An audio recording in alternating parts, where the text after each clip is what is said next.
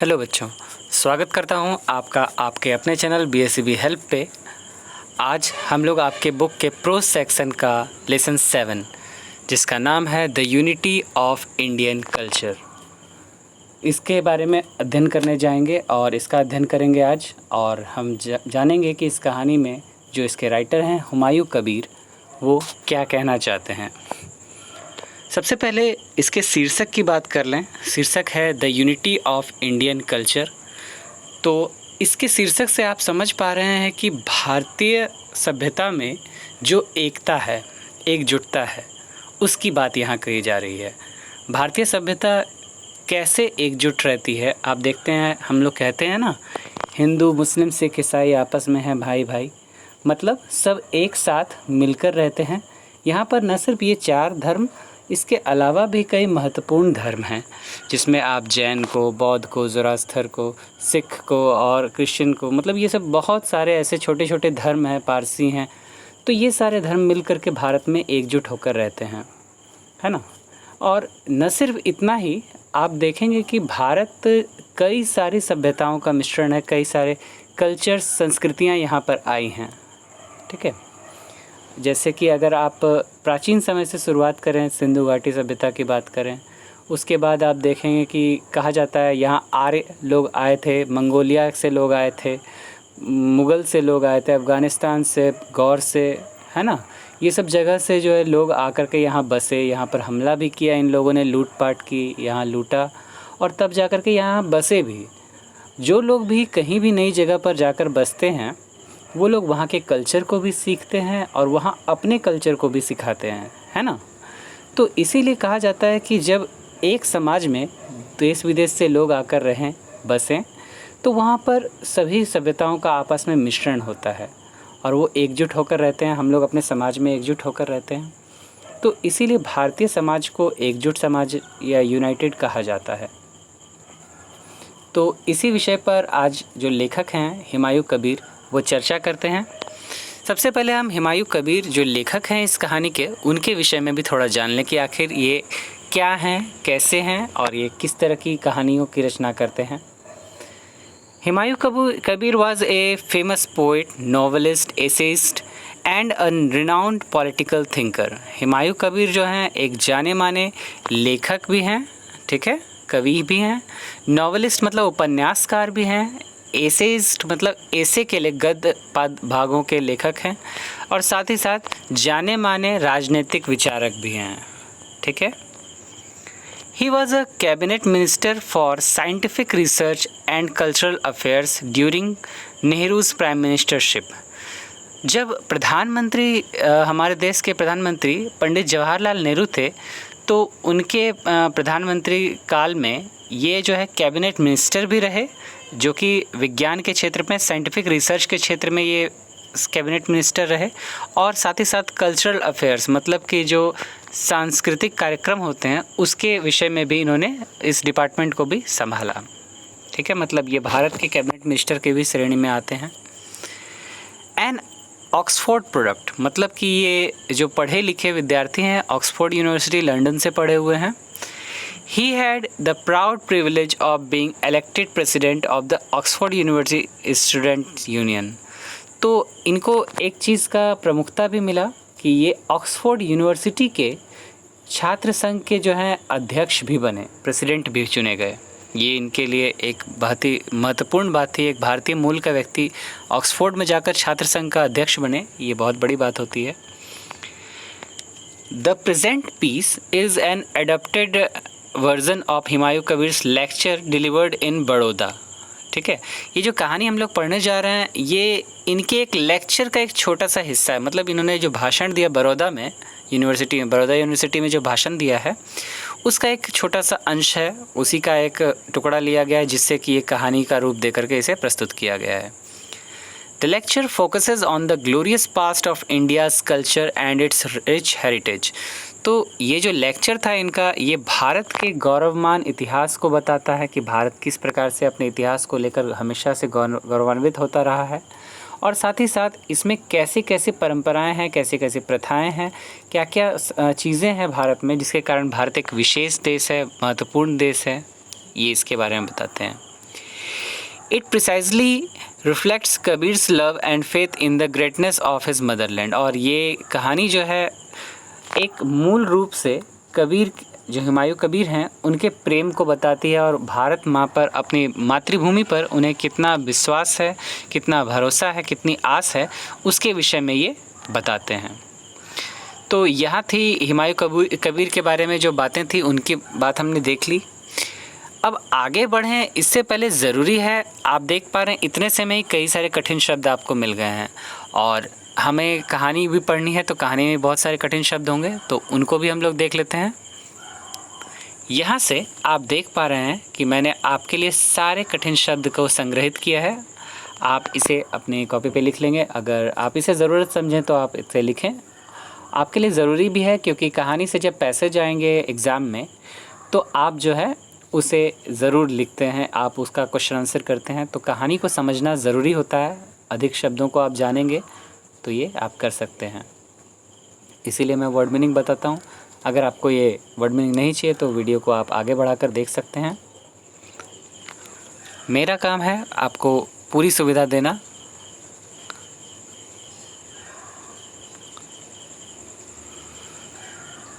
तो मैंने इस लेसन के जितने भी कठिन शब्द हैं उसे कलेक्ट किया है और आपके लिए मैं इसे लेकर आया हूँ।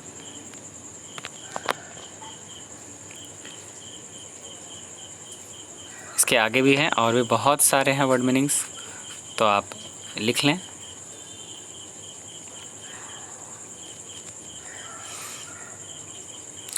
दो दिन से जो वीडियो मेरी नहीं आ पा रही थी उसके लिए मैं क्षमा चाहता हूँ। मैंने ये वर्ड मीनिंग नहीं बना पा रहा था, मैं उसमें समय काफ़ी लग रहा था और हो सकता है कुछ दिन और वीडियो बाधित रहे, मैं आपके रेगुलर वीडियोज़ नहीं डाल पाऊँ, क्योंकि किसी परीक्षा के वजह से मुझे बाहर निकलना है एंड उस दौरान मैं ये नहीं कर पाऊँगा आपके लिए, तो उसके लिए मैं अभी से क्षमा चाहता हूँ।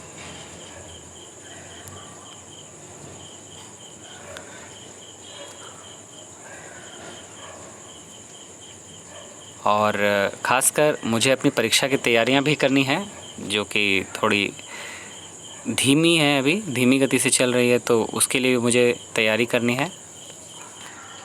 तो उसके लिए मैं आपसे क्षमा चाहूँगा कि आपकी वीडियो अभी थोड़ी रीशेड्यूल हो गई है, इधर उधर जा रही है, वो सही से नहीं हो पा रही है, लेकिन मैं कोशिश करूँगा आपको वीडियो दूँ। लेकिन जिन दिनों मैं ट्रैवल करूँगा उस समय तो ये मुश्किल होगा या असंभव ही है, मैं आउट ऑफ टाउन रहूँगा।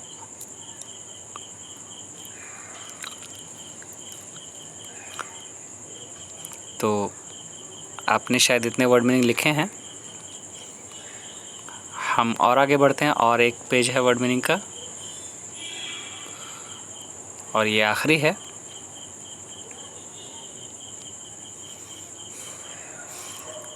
तो इतने सारे वर्ड मीनिंग्स 99 हैं कुल। ये सारे वर्ड मीनिंग मैंने किए हैं आप लोगों के लिए और आपके पाठ को सरल करने के लिए, ताकि आप उसे आराम से समझ सकें। तो उम्मीद है आपने ये देख लिया होगा, सारे लिख लिए होंगे। आगे बढ़ते हैं, कहानी पर आते हैं जिसका नाम है the unity of Indian culture. यहाँ पर आप सबसे पहले देख पा रहे हैं कि हुमायूं कबीर क्या कहते हैं। उससे पहले हम यहाँ पर जो है देखें, लिखा है कि till recently the Aryans were regarded as the earliest invaders of the land. मतलब कि अभी तक आर्य लोगों को, जो आर्यंस थे, जिसको आर्यन कहा जाता है, जिसके नाम पर भारत का नाम आर्यवर्त पड़ा है, ठीक है, तो आर्यंस को जो है ये माना जाता था कि ये भारत के सबसे पहले आक्रमणकारी थे। मतलब भारत में आकर आक्रमण करने वाले सबसे पहले लोग यही थे, यहाँ आकर बसने वाले सबसे पहले लोग यही थे, ये माना जाता था हमेशा से। It was thought that they came to a country which was uncivilised. ये सोचा जाता था, ये माना जाता था कि वो लोग जिस देश में आए, मतलब भारत में आए थे जब, तो ये देश भारत नहीं था, ये एक असभ्य देश था। यहाँ पर लोग नहीं थे ढंग के, यहाँ सभ्यता नहीं थी, ठीक है। यहाँ पर लोग जो हैं, मतलब उनके अंदर शिष्टाचार नहीं था। और आर्य लोग जब आए तो उन्होंने ही यहाँ पर सभ्यता की विकास किया। तो यहाँ पर कहते हैं अनसिविलाइज्ड एंड बारबेरियन। बारबेरियन का अर्थ होता है घुमंतु, भटकने वाले, जिनके अंदर सभ्यता ना हो, उदंड, ये सब आप कह सकते हैं। तो ऐसे थे भारत के लोग। ये माना जाता था कि जब आर्यन लोग आए तो उन लोगों ने ही भारत को बनाया, बसाया, और इसीलिए उनके नाम पर भारत का नाम आर्यवर्त पड़ा। लेकिन देखिए यहाँ क्या है कि but modern research has proved that there were invaders even before the Aryan poured into this land. लेकिन बहुत सारे रिसर्च हुए, रिसर्च ने ये साबित करके बताया कि बहुत सारे और भी आक्रमणकारी थे जो आर्यनों के पहले भी भारत में आए, इस ज़मीन पर आए। वो they had evolved a civilisation higher than that of the Aryan horde who came in their वेक।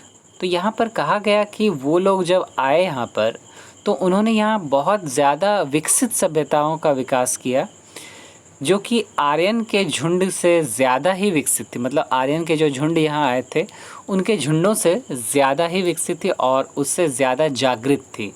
ठीक है, तो इन लोगों को तो हम जानते नहीं कि आर्यन के लोग पहले कौन लोग आए थे, तो उनको प्री आर्यन कहा गया है। These pre Aryans had displaced still earlier people and built up new civilisation.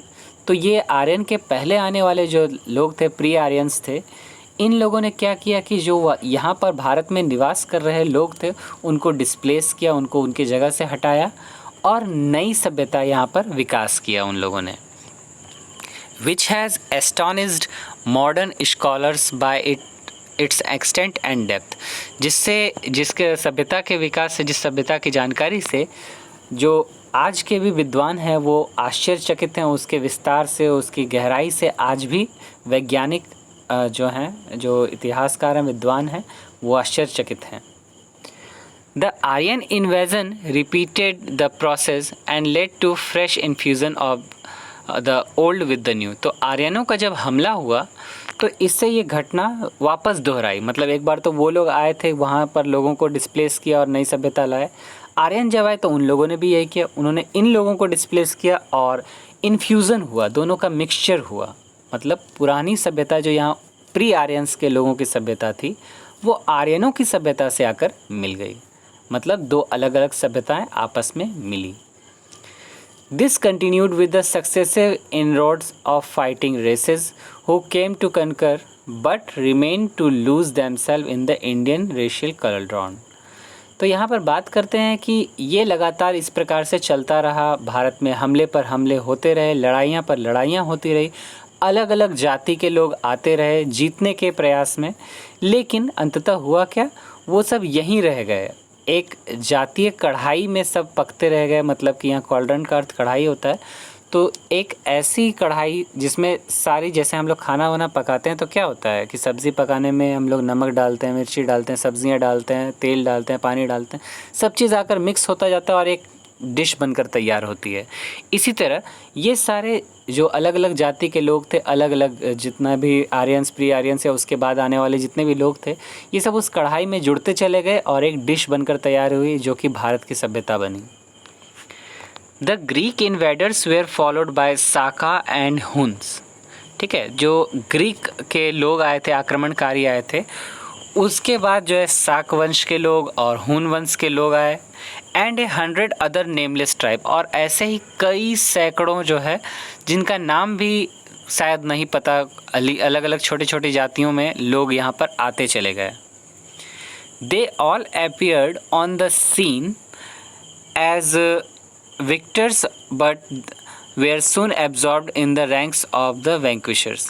वे सब जो है इस दृश्य में जीतने के लिए आए, जीत के लिए आए, लेकिन धीरे धीरे वो इसी तरह जो है इसी जीत का हिस्सा बनते चले गए और आपस में जुड़ते चले गए, सब एक साथ होकर के भारत में रहते चले गए।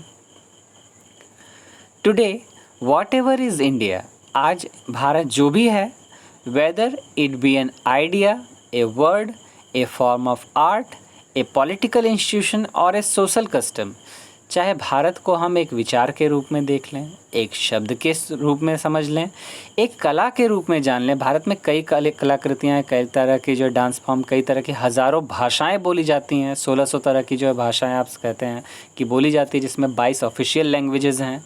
ठीक है। कई सारे लोग जो हैं कस्टम्स को, मतलब कि रीति रिवाज़ों को फॉलो करते हैं। आप देखेंगे भारत के अलग अलग राज्यों में अलग अलग रीति रिवाज, एक ही त्यौहार को कई प्रकार से मनाने का रिवाज है। Is a blend of many different strands and elements. तो ये कहा जाता है कि ये भारत जो था कई सारे रेशों और तत्वों का एक मिश्रण बन गया।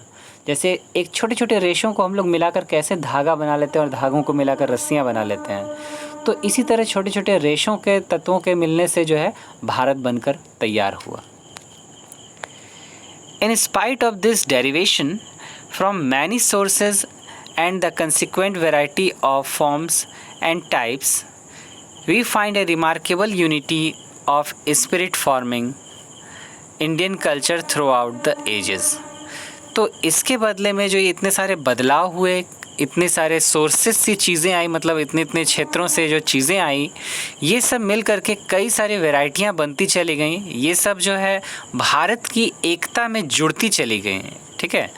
और इससे जो है भारत एक ऐसा भारत बना जो कि कई सदियों में तैयार हुआ।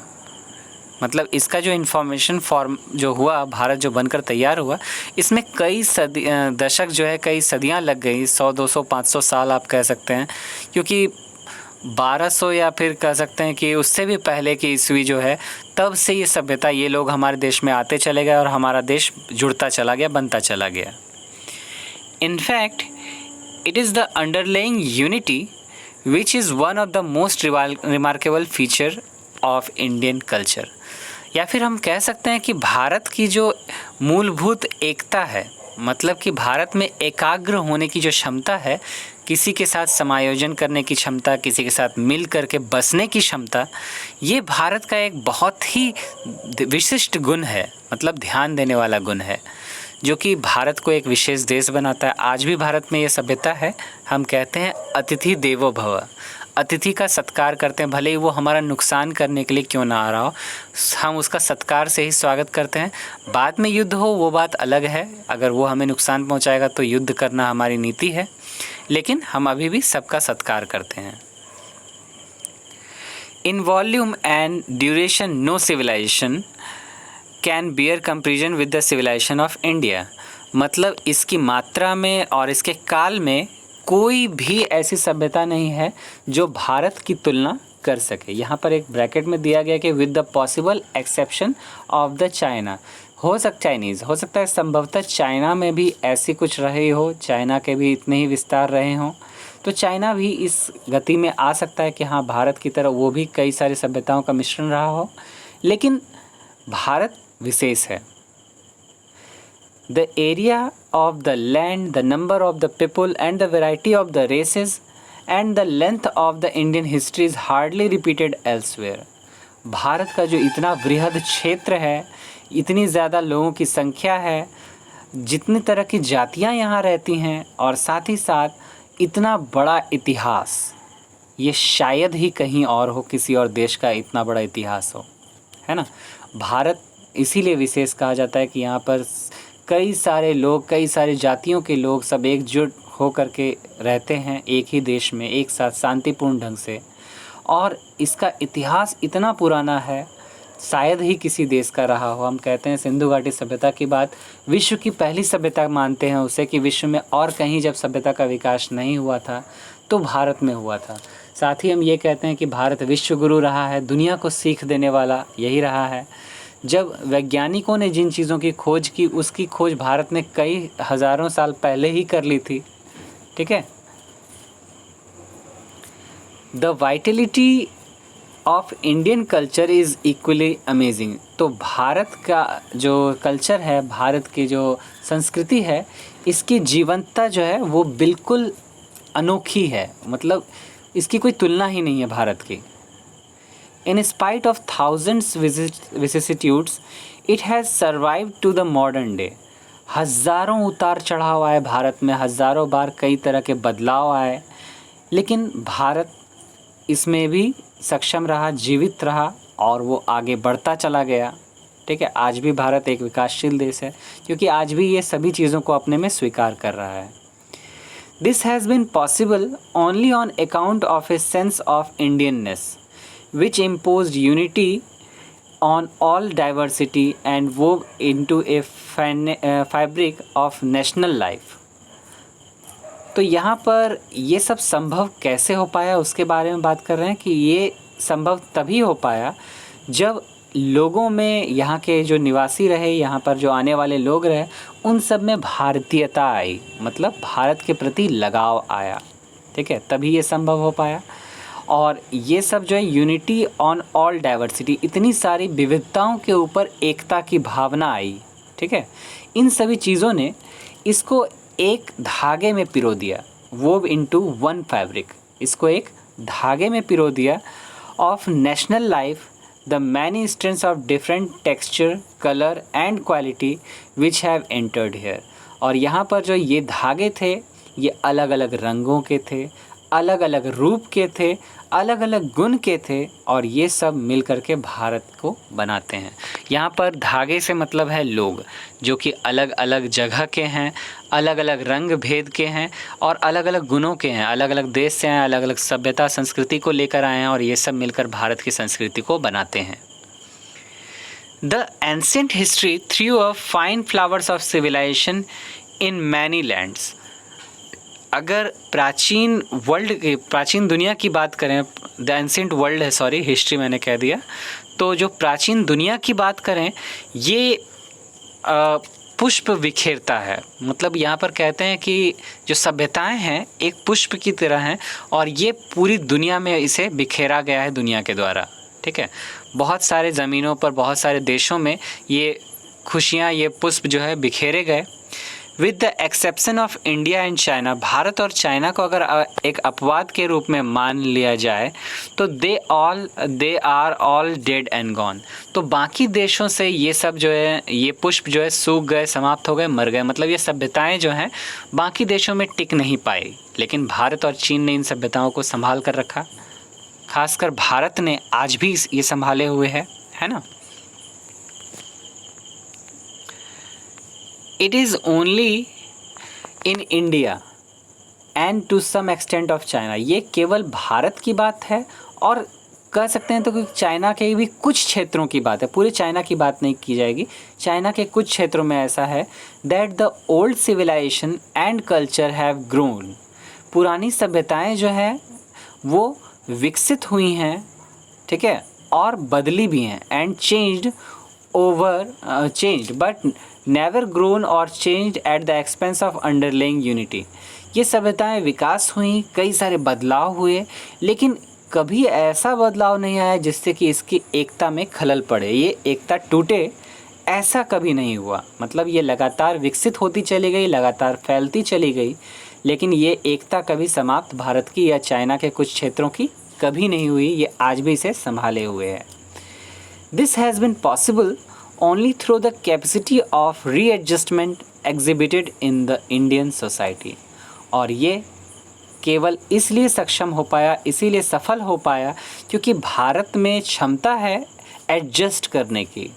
मतलब भारतीय लोग कहते हैं ना कि किसी भी जगह पर एडजस्ट कर जाते हैं, किसी भी जगह पर बस जाते हैं, किसी भी सिचुएशन को संभाल लेते हैं।